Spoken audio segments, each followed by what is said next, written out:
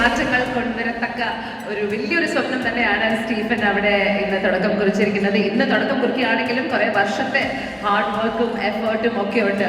It's not a small project, it's a very very big project.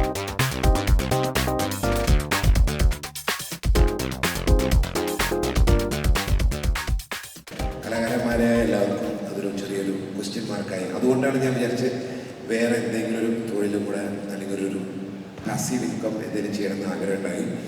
സുഹൃത്തുക്കളായിട്ട് പല ആലോചിച്ചു, തോട്ടം വാങ്ങാം അല്ലെങ്കിൽ വേറെ എന്തെങ്കിലുമൊക്കെ ചെയ്യാം, അറിയാത്ത ജോലികൾ ചെയ്യാം എന്നുള്ളതാണ് വിചാരിച്ചത്. പിന്നെയാണ് ഒരു അഭിപ്രായം വന്നത്, അറിയുന്ന തൊഴിൽ, കൂടെ നിൽക്കാൻ പറ്റുന്നത്, അല്ലെങ്കിൽ നമുക്ക് ഇൻഫ്ലുവൻസ് ചെയ്യാൻ പറ്റുന്ന, കോണ്ടാക്ട് ചെയ്യാൻ പറ്റുന്ന, നമ്മുടെ കണക്റ്റിലുള്ള ആൾക്കാരെ വെച്ച് നമുക്കൊരു എന്തെങ്കിലും ചെയ്യണം. അങ്ങനെയാണ് EST സ്കേപ്സ് എന്ന് പറഞ്ഞൊരു പ്രസ്ഥാനം തുടങ്ങിയത്. അപ്പോൾ വേറെ ഒന്നുമല്ല, ഇനി ഇങ്ങനത്തെ ഒരു മഹാമാരി വരിക, അല്ലെങ്കിൽ മലയാളത്തിൽ എൻ്റെ ഭാഷയിൽ പറഞ്ഞു കഴിഞ്ഞാൽ കാലൊടിഞ്ഞ് 6 മാസം കിടന്നു കഴിഞ്ഞാൽ ഒരാൾ നമ്മളെ സഹായിക്കില്ല.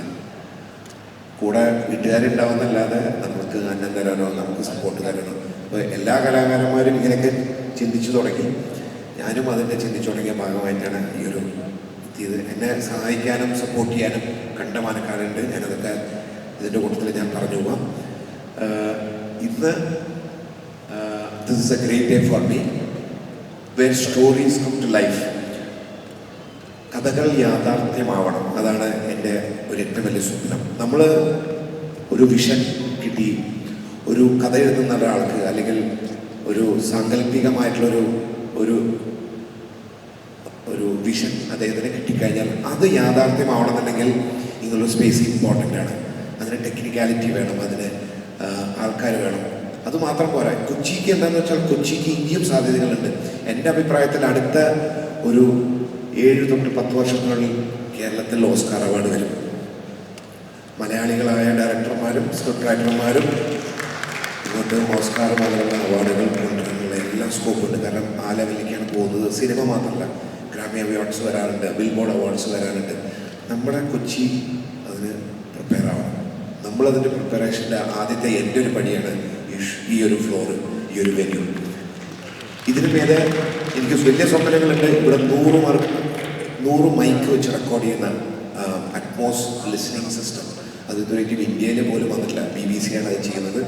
എന്തുകൊണ്ട് അതിട്ട് കൊച്ചിയിലേക്ക് കൊണ്ടുവിടാം? We should bring it to Kochi. ഇത് നമുക്ക് ഈ സ്വപ്നം നമുക്ക് സാക്ഷാത്കരിക്കപ്പെടാനെന്നുണ്ടെങ്കിൽ അങ്ങേറ്റം ചിന്തിക്കാൻ ആഗ്രഹമുള്ള ഒരു വ്യക്തിയാണ് ഞാൻ.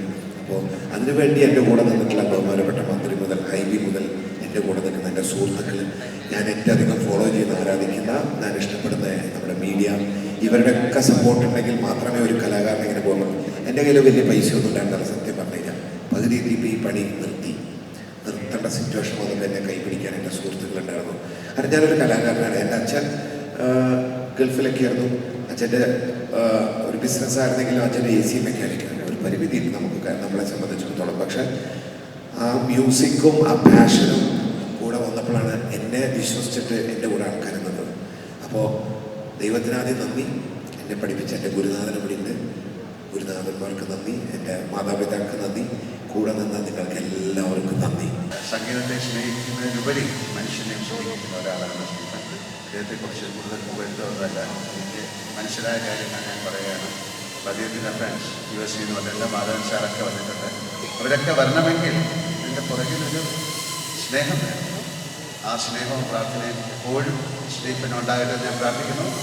SD സ്റ്റീഫ്സിന് എല്ലാവിധ അനുഗ്രഹങ്ങളും സർവശക്തി തരട്ടെ. ഒരുപാട് സ്നേഹത്തോടെ, ഒരുപാട് പ്രാർത്ഥനയോടെ ഇതിൻ്റെ ഉദ്ഘാടനം ചെയ്യാനായിട്ട് എന്നെ ക്ഷണിച്ചതിലുള്ള സന്തോഷവും ഒരു അഭിമാനവും പങ്കുവെച്ചുകൊണ്ട് ഞാൻ ആ ഉദ്ഘാടന കർമ്മത്തിലേക്ക് കടക്കാം.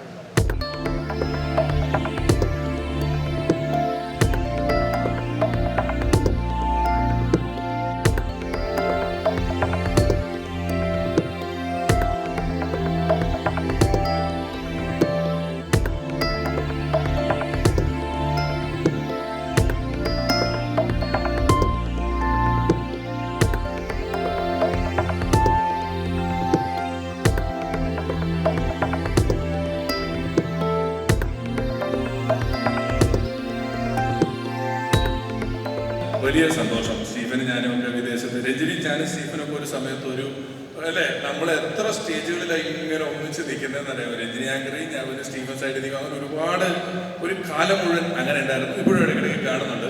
അപ്പോൾ സ്റ്റീഫൻ എപ്പോഴും ഒരു പ്രസ്ഥാനം തുടങ്ങുമ്പോൾ ഏറ്റവും വേണ്ടപ്പെട്ട ഒരു ആവശ്യം എന്താണ് ഒരു സ്ഥലത്തെ ആവശ്യം അല്ലെങ്കിൽ പ്രശ്നം എന്ന് മനസ്സിലാക്കുകയും അതിന് പരിഹാരം കാണുകയും ചെയ്യുന്ന എല്ലാ പ്രസ്ഥാനങ്ങളും എപ്പോഴും ഏറ്റവും ഗംഭീരമാവും. സിനിമകൾ കൂടുതൽ ഇൻഡോർ സെറ്റുകളിലേക്കും ടെക്നിക്കൽ സൈഡിലേക്ക് മാറി വരുന്നൊരു കാലഘട്ടത്തിൽ എന്തുകൊണ്ടും ഏറ്റവും ആവശ്യമായ ഒരു കാര്യം അതിൽ ഇത്രയും പൈസ, സാധാരണ രീതിയിൽ പല ഫ്ലോറും സെറ്റുമൊക്കെ നമ്മൾ ശ്രദ്ധിച്ചാൽ പഴയ തിയേറ്ററുകൾ മാറ്റിയതും ഓഡിറ്റോറിയങ്ങൾ മാറ്റിയെടുത്തതും ഒക്കെ ആയിട്ടുള്ളതൊക്കെയാണ് ഒരുപാട് ഫ്ലോറുകൾ.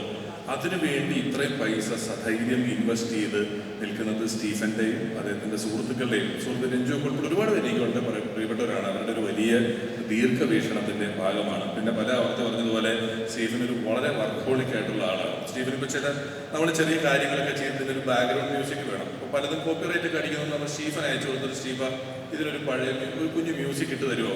തരാം എന്ന് പറഞ്ഞാൽ ഇതിൻ്റെ റിപ്ലൈ വന്ന് കിടക്കുക പുലർച്ചെ 3 മണിക്കോ 4 മണിക്കോ ഒക്കെ ആയിരിക്കും. സ്റ്റീഫൻ ഏതെങ്കിലും ഷോ ഒക്കെ കഴിഞ്ഞ് രാത്രി വിമാനത്താവളങ്ങളിലിരുന്നോ റൂമിലിരുന്നോ ഒക്കെ ആയിരിക്കും അത് ചെയ്തു തരിക. അത്രയധികം 24 മണിക്കൂറും അധ്വാനിച്ചുകൊണ്ടിരിക്കുന്ന വാദ്യസംഗീതത്തിന് ഭാഷകളുടെ അതിർവരമ്പില്ലാത്തത് കൊണ്ട് സ്റ്റീഫനെ എല്ലാവർക്കും വേണം, എല്ലാ സംസ്ഥാനത്തിനും വേണം. അങ്ങനെ വർക്ക് ചെയ്യുന്ന ഒരാളാണ് സ്റ്റീഫൻ. സ്റ്റീഫൻ്റെ ഈ പ്രസ്ഥാനം ഒരുപാട് ഉയരങ്ങളിൽ എത്തട്ടെ എന്ന് ഏറ്റവും ആത്മാർത്ഥമായി ആഗ്രഹിക്കുന്നു, ആശംസിക്കുന്നു. All the best. വളരെ അഭിമാനകരവും സന്തോഷകരവുമായ സന്ദർഭമാണ്.